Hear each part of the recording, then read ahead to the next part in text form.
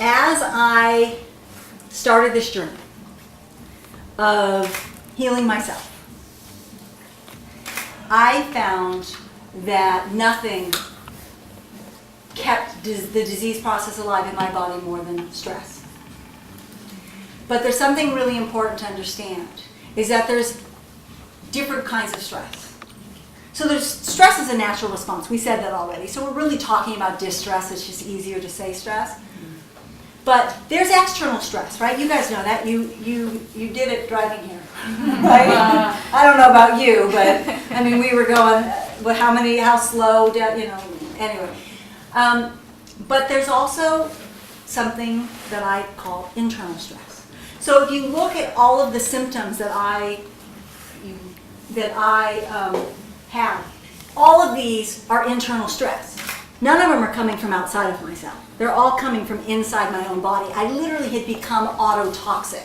I was making my own toxins, unable to eliminate toxins because I didn't have the nutrition to do it. And my body was just creating this toxic environment, right? That's what fibromyalgia is. Anybody who suffers from it or has suffered from it, it's an autotoxic environment often. So decreasing this internal distress is an essential core component to being well, okay? So doing things to decrease external stress is great, but you want to be careful because if we don't ever experience stress, I did this, I didn't close, but I left my clinic in Seattle. I got rid of everything, put everything in storage, and I moved to Hawaii and I lived in a tent on a dance retreat that did ecstatic dancing, and I was so sick. I got worse. I didn't get better. And my ability to tolerate stress got lower. So we used to think that the solution for distress was to remove all the stressors, right? Anybody who's worked with me in the past knows that I was really big on taking all the food out that was distressing your system. And I still will recommend that for a while. But now I'm all about getting it back in. Because we want our systems to be able to tolerate this environment. So I had become what they call HSPs, highly sensitive person. And it used to be thought to be a good thing. Well, now in medicine, we're actually finding that it's a big problem. And people who have that programming, there's something wrong with me, what's going on, who are always looking within to see, can develop this tendency. Because everything out there is a potential problem. And then it starts becoming a potential problem. So unbecoming a highly sensitive person is an important part of the healing.